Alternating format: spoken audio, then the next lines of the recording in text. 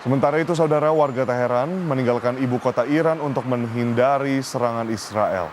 Kepergian warga yang bersamaan pada Senin waktu setempat menyebabkan kemacetan lalu lintas yang sangat parah di jalan-jalan utama.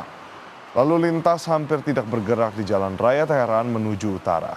Pihak berwenang Iran telah menutup wilayah udara sipil hingga pemberitahuan lebih lanjut karena Israel, sehingga hanya jalur darat yang menjadi satu-satunya jalan keluar dari Teheran.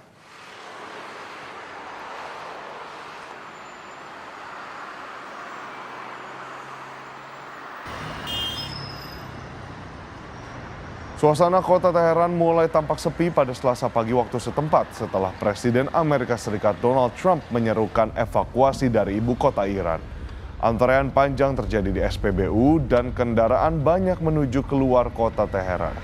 Selain itu, banyak toko-toko yang berada di dalam kota Teheran juga tutup pada hari keempat serangan udara Israel ke ibu kota Iran ini.